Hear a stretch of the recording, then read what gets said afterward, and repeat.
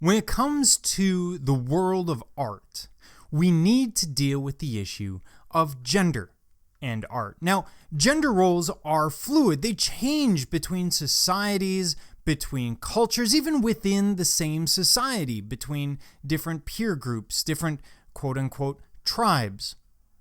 Over the centuries of Western civilization, the male nude has carried a much wider range of meaning, political, religious, and moral, than what we see from the female nude.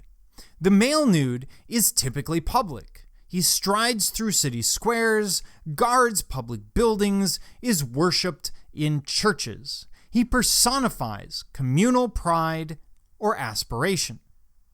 The female nude, on the other hand, comes into her own only when art is geared to the tastes and erotic fantasies of private consumers.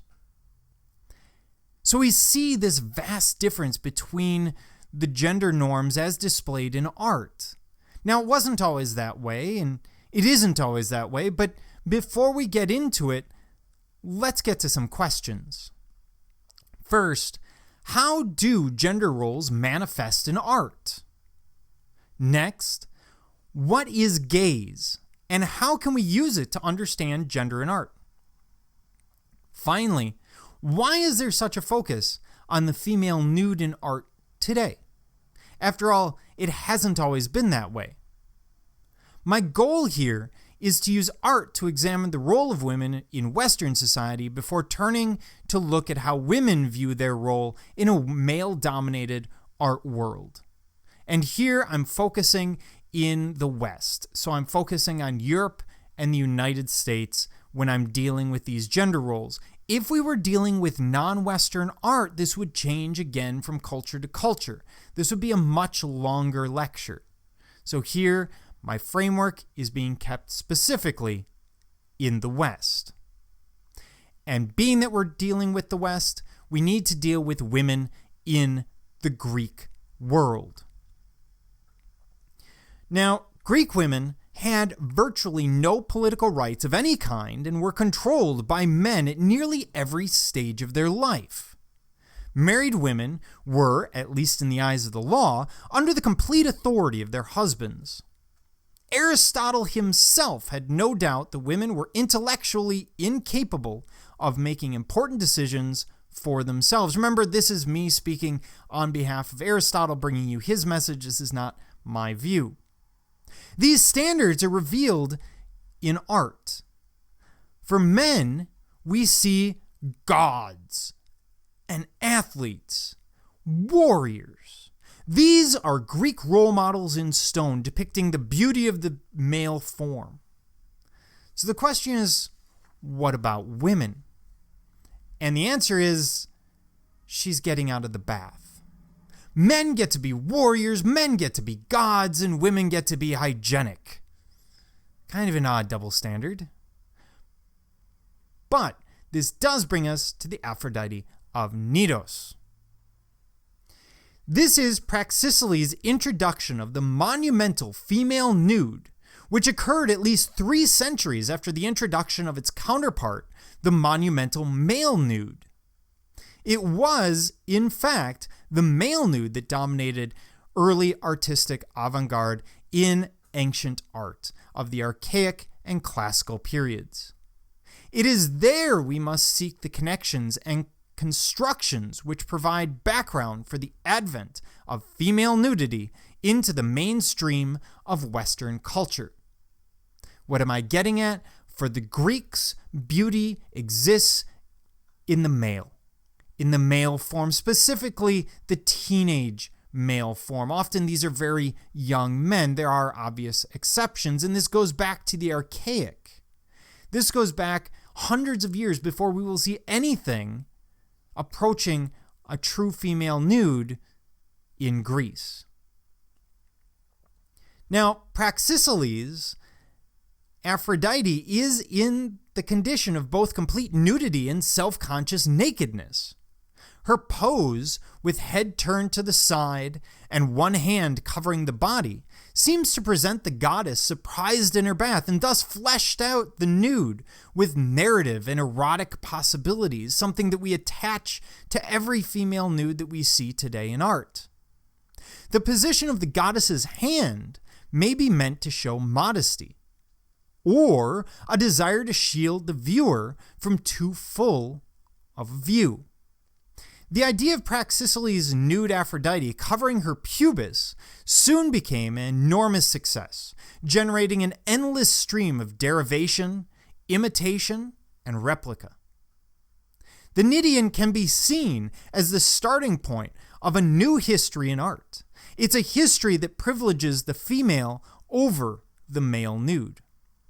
Further, it is a history that sexually defines the represented woman by her pubis, and on that account, keeps her in a perpetual state of vulnerability. In any reading, the hand that points also covers, and that which covers also points, thus identifying any female form in art based entirely on her genitalia. Now, you couldn't imagine that of the male form, so where does this come from and what happens here? Well, woman, thus fashioned, is reduced to her sexuality. The immediate and long-term implications of this fiction in visual arts are incalculable. This is where we see the sexualization of the female form. It isn't modern, it isn't 21st century, it's the ancient Greeks. Here we see firsthand the genesis of the Venus Pudica. Venus Pudica is a really common element of all female nudes since ancient Greece, and it's a term used to describe a classic figural pose in Western art. In this, an unclothed female, either standing or reclining, keeps one hand covering her genitals. The resultant pose, which is not incidentally applicable to the male nude, is somewhat asymmetrical and generally serves to draw one's eye to the very spot being hidden. In fact, it follows one of the basic elements of any kind of art interpretation. When you're looking at a sculpture or a painting of a human form, you usually start at center of mass or at the face, one or the other, oftentimes the face. But an arm outstretched, drawing us down to the genitalia, is going to draw the eye down, just as I describe. Just as we so often see a point or a gaze directing us across a painting or away or into a sculpture, we get the same effect here. So the existence of that arm covering herself not only covers herself and creates modesty, but also draws our attention to the female identity based entirely on her genitalia. Which brings us to the Venus of Urbino. The Duke of Urbino commissioned the work from Titian. Now what we see is a woman lying on a bed. And Venus here is being given a classical veneer. She's also recognizable as a more modern woman. Her eyes look at us in a way that is both elusive but knowing. She isn't entirely looking at us, but she definitely isn't looking away. Her hands cover her genitals, but equally, we get the sense that she knows exactly what she's doing, maybe drawing our attention. The bed in which she lies has ruffled sheets, as if something has just taken place. But also, there's a kind of invitation to her open pose for something to subsequently take place. As such, that's the way, or at least that's the way a lot of male commentators have seen this piece. Here she holds a bunch of flowers, a symbol of love, but with one of the flowers having fallen. This is the old image of love being something that can be precarious or transient. We know that the Duke had recently married a very young wife and wanted a visual manual to show his wife how to behave. First, as a sexual being who could seduce or entice her husband, Remember, until Victorian times, most people felt that women were more sexually active than men and would act as the temptress far more often than the more prudent male would do anything. That has reversed in modern times, so keep that in mind. But secondly, the Duke wants her to be a loyal wife. And how do we know that? Well, either by feet or, more importantly, by the dog. Dogs in painting always mean fidelity. And third, as a domestic wife who can run a household. This is wife as domestic manager, as house manager. Not that she's actually going to do any cleaning. That is not what you want from a wife at the time, at least not in upper middle class or aristocratic Italy. What you want is someone who can manage the servants and make sure everything is getting done without actually getting their hands dirty. But also, if we look at the way that Titian applies paint, he essentially applied these brush strokes. And the idea that the paint and flesh are closely bound together comes immediately to mind. He's very strong, and it's that makes this work so influential for subsequent artists like Rubens, Velasquez, and Manet. Or perhaps, above all, Manet, who takes this iconic image and uses it as a way of exploring the idea of women as goddess, but also as sexual being. This is perhaps the most influential piece of art that we will see in the 19th century. And arguably, the story of modern art begins with the great nude Olympia, painted by Edouard Manet and shown in 1863, causing an absolute furor. So much so that a rail was built in front of it and 2 policemen were put on permanent guard. Some critics said it was beneath their dignity to even talk about it. But most of them went off the deep end. They said it made a mockery of art, that it was depraved and should never have been shown. Why were they getting so hot under the collar? Because what we're looking at when we look at this piece is something both classical, but something that may or may not have been quite offensive. Kind of depends on the context. And this piece is all about context, when it was painted and what it means. Look again and you realize that there's a brashness and a confidence about this painting that's arguably unnerving for a reclining nude of the period.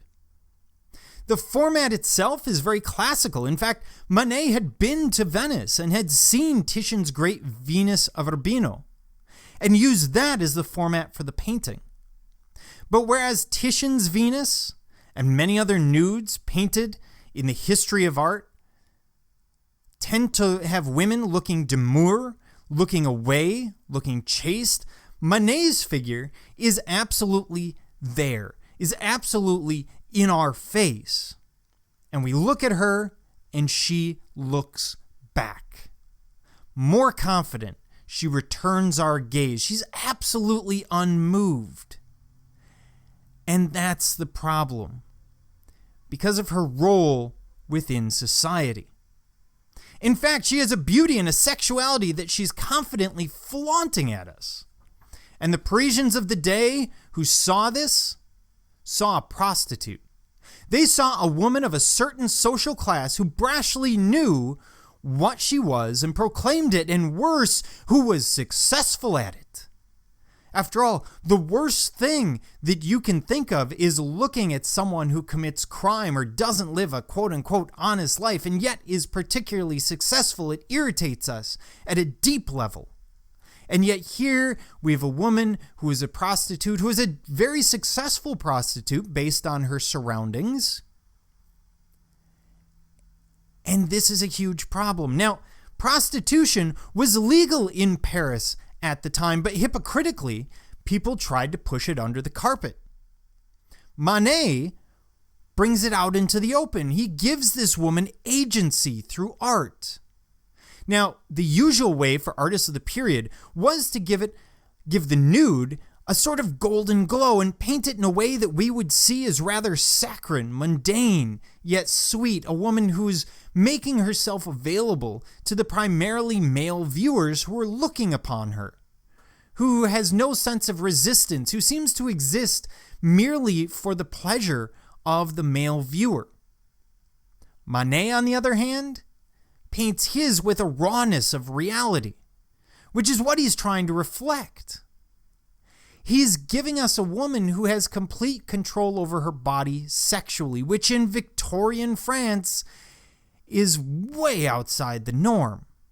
So critics were horrified by how raw the paint was applied, as well as by being horrified by the very modern nature of the subject matter. A woman with agency, a woman who can make her own decisions when it comes to her body. Now, looking at these two very similar nudes, we obviously have to compare them and look at them. Manet was well aware of Titian's work. And in this case, Manet takes Titian's Venus of Urbino and transgresses its paradigms to produce Olympia. The similarities between the two are unmistakable. Olympia reclines at the exact same position as Titian's Venus. Her left hand covers her genitals, and the angle at which her right hand bends is the same as Venus's. In the place of a puppy napping, in Venus of Urbino, we see a black cat that meows, its tail straightened in hostility, representing not fidelity but animalistic sexuality, at least in the mid-19th century when it's painted. Through his reshaping of Venus of Urbino, Manet seems to defy the strict classifications of women and their sexuality, something for which he has received great criticism, especially at the time. The categorization of women is further frustrated as Manet doesn't use the idealized conventions of portraiture in portraying her femininity. Olympia, for example, has her hair pulled taut, giving her rectangular face a severe outline. Soft black brushstrokes appear under her armpits, suggesting that Olympia has armpit hair, unlike contemporaneous paintings that showed women without such hair. But perhaps most importantly, Manet rebuffs the viewer from envisioning the painting as realistic and getting lost in the simple enjoyment of the nude. Olympia is rendered in stark contrasts of white and dark. Gone are the careful, subtle shadows that indicate depth in Titian's Venus of Urbino. Instead, Olympia is surprisingly flat. It denies the viewer from entering the imaginary field of the perfected nude. Instead of the ideal nude, real sexuality, in which strict categorization cannot be applied, stands in its place. At first, Manet's Olympia doesn't seem so revolutionary, except for the stylistic differences from the paintings of the French Academy.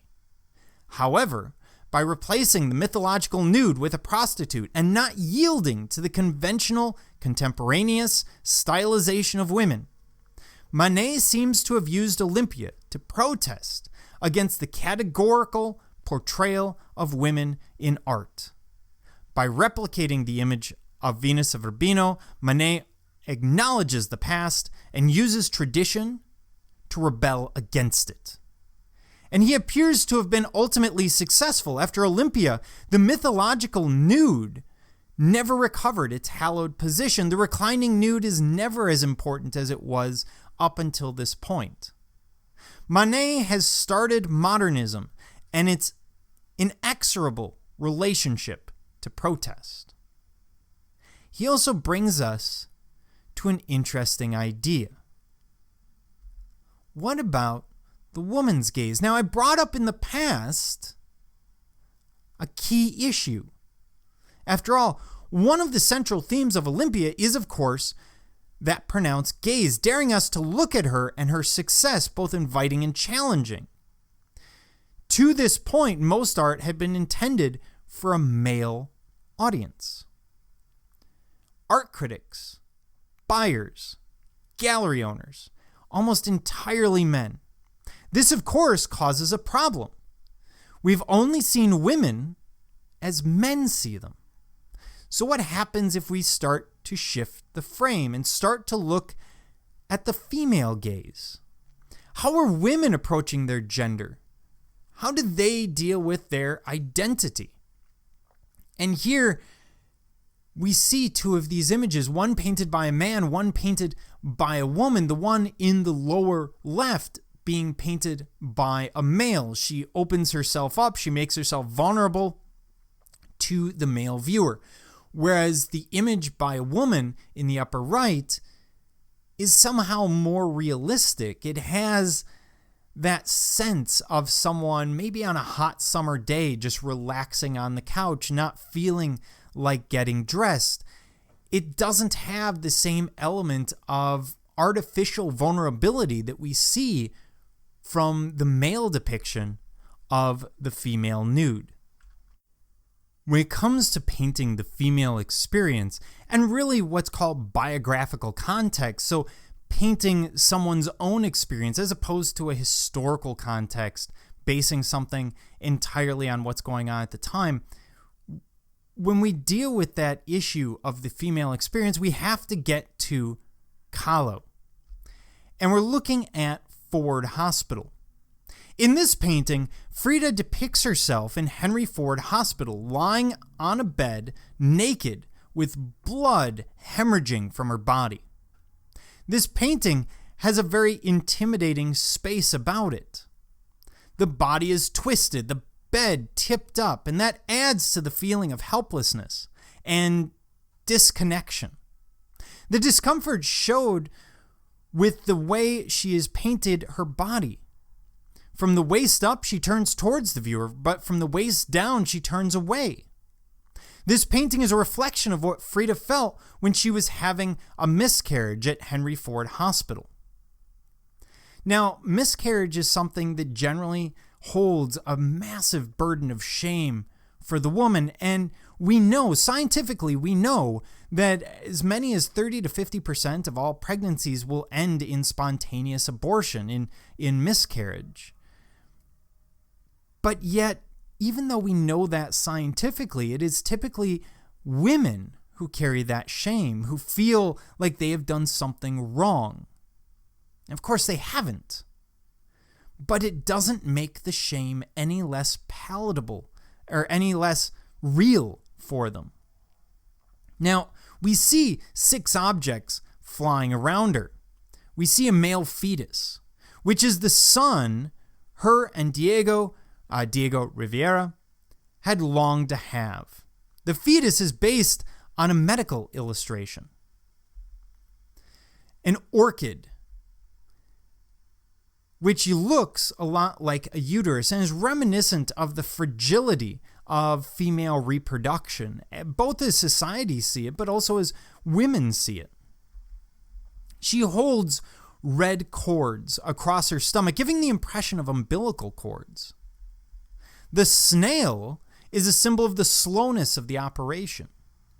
In order to finish or sort of take care of, cure the miscarriage, she had to have an operation to clear out the remnants of the miscarriage because it would have infected and potentially killed her.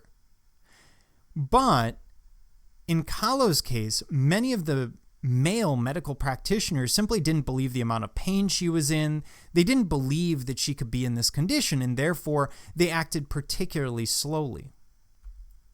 The painting itself mixes reality and fantasy. And we see a very straightforward, a very primitivistic style.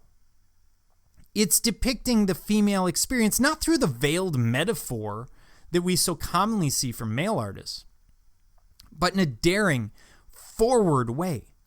You cannot consider Ford Hospital without understanding the brutish gore surrounding her ordeal. And as we look at it, that bloody depiction is reminiscent of Spanish crucifixions.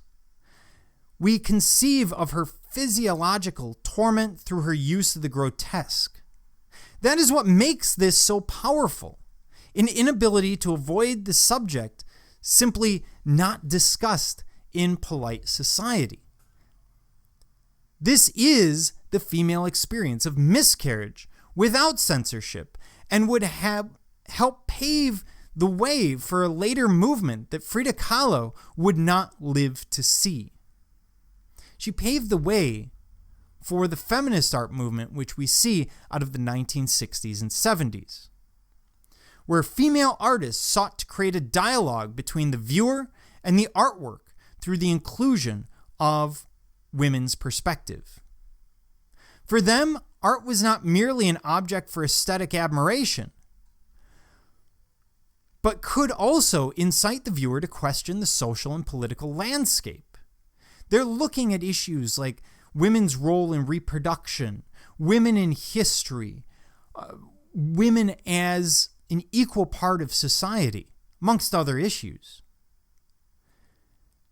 One of the best known of these artists to explore this new landscape is going to be Judith Chicago, who will create one of the great pieces of the feminist art movement, the dinner party. The dinner party is a monument to women's history and accomplishment. It is a massive triangular table measuring 48 feet on each side, with 39 place settings dedicated to prominent women throughout history, and an additional 999 names are inscribed on the table's glazed porcelain brick base on the tiles that create the floor. Interestingly, she used the triangle as the base form of her table. And she's doing that because it's a symbol we've all seen before. A symbol that is universally feminine, going back to prehistoric times. It actually alludes to the pubic triangle that we see so often as the symbol of femininity in art. The problem, of course, that they come across is how do you create a symbol of femininity when there is no shorthand for female genitalia? It's not like the male penis where there's an easy shorthand that we all recognize if you ever go into a public bathroom stall. Here, she's dealing with that issue, and so she's going to go back to prehistoric art and see what they use. The reason you go back to prehistory for things like this is the hope that that symbol, whatever you come across, is going to be more universal than anything that could be created today in a world surrounded by cultural biases that exist no matter what culture you're in. Your idea of female identity may be very different from another society, another culture. So she's seeking universality. Now, each place setting has an exquisitely embroidered table runner that includes the name of the woman, utensils, a goblet, and a plate. The dinner party was intended to be exhibited in a large, darkened, sanctuary-like room, with each place setting individually lit, making it look as though it is composed of 39 separate altars. The 999 names written in gold gleam softly, suggesting a hallowed or liminal space. The dinner party is a testament to the power of feminist vision and artistic collaboration. After all, Judith Chicago uses a lot of female artists to help create this massive piece. It was also a testament to Chicago's ability to create a work of art that spoke to people who had not previously been part of the art world. In order to understand the dinner party, we must keep in mind that the sculptural painted plates were intended to be metaphors rather than realistic representations. Take, for instance, the final place setting on the table, the one for Georgia O'Keeffe.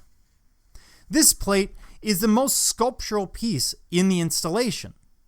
The plate itself can be read as suggestive of female genitalia, but its form also recalls the shape of a butterfly and the reproductive organs that are a flower.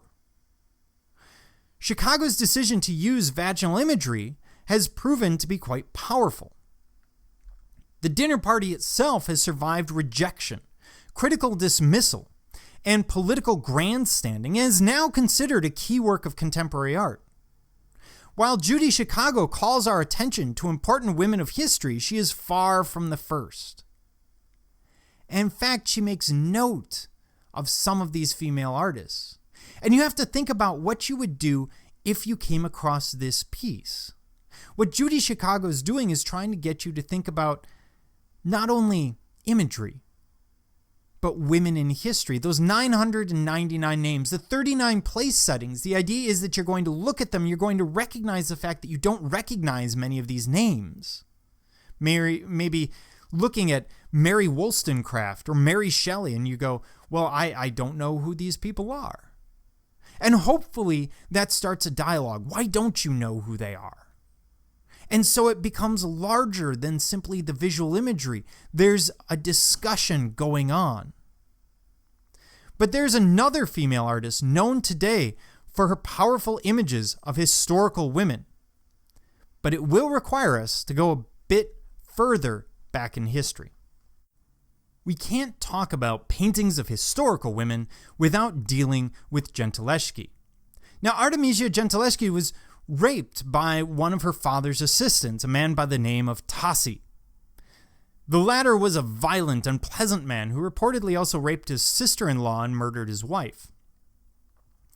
As a result, art critics, both then and now, view her painting of Judith slaying Holofernes as an autobiographical statement of revenge. Whether true or not, her reputation as an outstanding exponent of Baroque painting is stronger than ever. In the painting, struck by her beauty, the Assyrian general invited her to a lavish banquet in his tent. After eating and drinking, Holofernes, now drunk, fell asleep on his bed, allowing Judith to seize her chance to draw her sword and strike the deadly blow. Gentileschi creates a violent and graphic scene, dramatizing the intense physical effort required on the part of Judith and her maid to kill their enemy, as he fights for his life. Holofernes' head becomes the brutal focus of the violence, as limbs, sword, and blood radiate from the vicious struggle. The gruesome physicality of the painting is utterly riveting, with its plunging arms and gripping hands, and the blood-soaked sawing of the blade through spine and gristle. It's a masterpiece of murderous action. She would have actually gone to public executions and seen arterial spurt. This is something that would have made any forensic scientist proud. This is a fairly accurate depiction of what would have happened. But it was also a common scene at the time. It's one that many of the great Baroque artists would attack. And it gives us the opportunity to do something, to compare the exact same composition. On the left, by Caravaggio, one of the great artists of the Baroque, one of the artists that we look up to and we say, hey, this is the high point of the Baroque movement. And on the right, we see Gentileschi's work. And let's have some fun. Let's compare, because this is male versus female gaze. So, bring up my pen. And in Caravaggio's work, let's just look at Judith for a second. Judith seems quite dainty here. She seems far weaker than necessary to actually perform the task. She's acting like she's simply pulling a butter knife through a stick of margarine. She's not acting like she's actually doing something quite violent. The roles have been reversed. Our very dainty Judith compared to our very muscular Holofernes. And yet let's go over to Gentileschi. Here, Holofernes has dad bod going on. He doesn't look as intimidating as he does in Caravaggio's work. He's not as muscular. And yet Judith seems to be much more powerful, much stronger, definitely capable of sawing through all of that connective tissue in the neck. Look at the blood. In Caravaggio's piece, this could be red yarn coming out. This is symbolism more than anything else. In Gentileschi's piece, this blood is spraying everywhere. You could imagine Judith standing up when it's done, drenched in the blood of the man who had so violently attacked her people. Look at the handmaid. This one looks slightly disturbing, with her handkerchief, as if she's going to use it and go, hey, let's tie him up before we kill him. I did it to my first husband. It's fun. Kind of disturbing person. But here the handmaid is actually taking part, helping push down Holofernes, allowing that murder to take place, allowing her to avenge her city and lift the siege. These are very different pieces. This one is more dramatic and focused on the female. This is focused on the death of the male and the daintiness and beauty of the female. So is there a difference? Is there male versus female gaze? In this case, absolutely. We see a woman who is inherently either eroticized and beautified or made to look like a crone, as we see with the handmaid, versus two women that are strong, powerful, capable, and with agency. And when we come to that issue of agency, we of course come back to Olympia. Manet would have been very familiar with art history and likely was very aware of Gentileschi's work. He seemed to have taken some of that empowerment and incorporated it into his own piece. Still a warrior, or a fighter of sorts, although the battleground has changed. Olympia finds her success not through bloodshed, but through the use of her body, much as Judith seduces Holofernes. Both images record a woman outside her society's norms, both fierce and determined in their own way to not give in to the pressures around them, taking agency into their own hands, an agency that we could never expect from the Aphrodite of Knidos or the Venus of Urbino. This is reflecting a role of women that is changing over time, slowly, in parts. None of these revolutions happen all at once. Women did not suddenly find agency in the 1920s or the 1970s. Individual women would have found it earlier. There would have been other people involved in the process. And so we're seeing that sense of agency come out. Admittedly, two different ways of going about it. But that agency, that empowerment, is still a powerful element of both of these paintings. In conclusion, we have to go over some of those questions that I asked at the beginning. How do gender roles manifest in art? Well, gender roles are ultimately culturally relativistic. They depend on the culture that creates them. They vary from culture to culture. In many cases, these may be small nuances, but not always.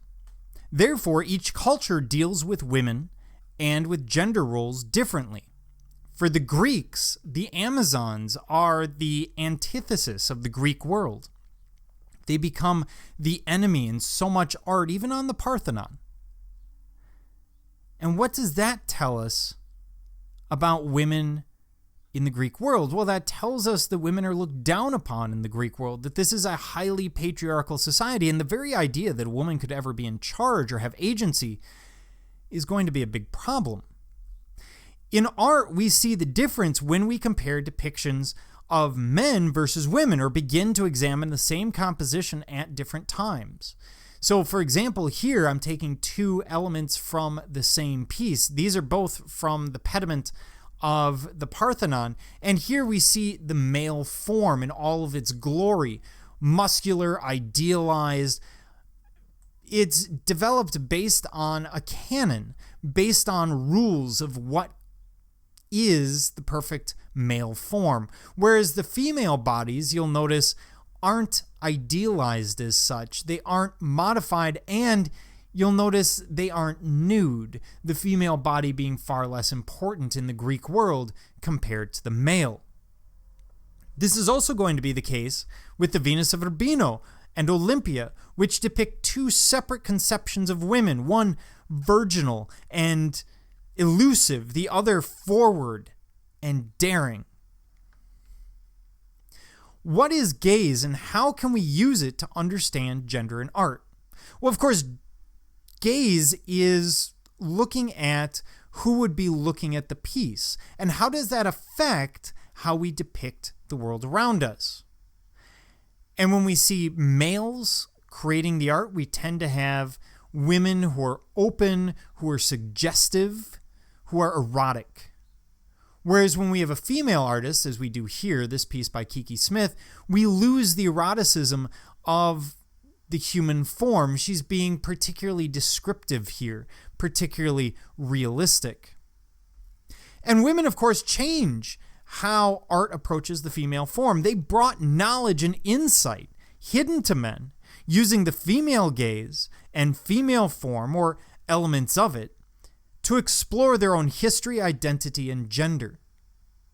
And even in these two cases, where we have Frida Kahlo on the left and Gentileschi on the right, we have artists who are exploring those issues of identity, exploring issues of gender, questioning what they are told is the reality that surrounds them, and doing so in very powerful ways. Both of these are powerful women, depictions of very powerful women from different perspectives. In Frida Kahlo's case, a powerful woman capable of dealing with an invisible illness.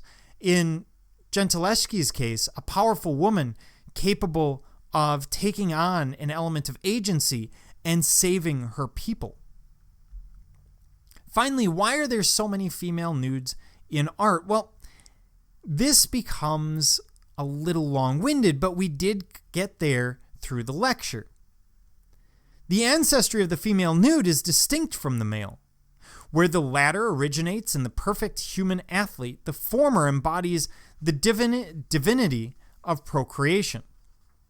Naked female forms are shown in very early prehistoric art, and in historical times, similar images represent such fertility deities as the Near Eastern image of Ishtar. The Greek goddess Aphrodite belongs to this family, and she too was imagined as life-giving, proud, and yet seductive, always depicted in terms of fertility rather than eroticized. For many centuries, the Greeks preferred to see the female clothed. But in the mid-4th century BC, the sculptor Praxiteles made a naked Aphrodite, called her the Nydian, which established a new tradition for the female nude.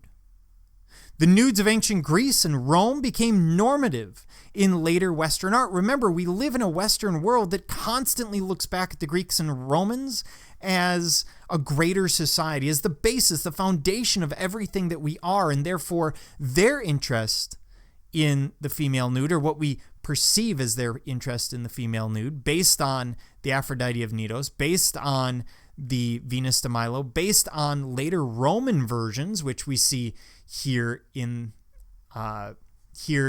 second from the left. Those will color our vision of what is and isn't appropriate in art. It will cause people to look at the female nude and say that is the basis, that and the fact that most of the gallery owners, most of the buyers, most of the collectors are male. Ultimately, it is likely the inherent issues of the male gaze that nudes maintained a prevalence as long as they did. Male buyers seeking out the perfection available only through the Platonic practice of artistic depictions of the nude. After all, perfection cannot exist in life in a Platonic sense, but it can exist in art, which is a development of the imagination.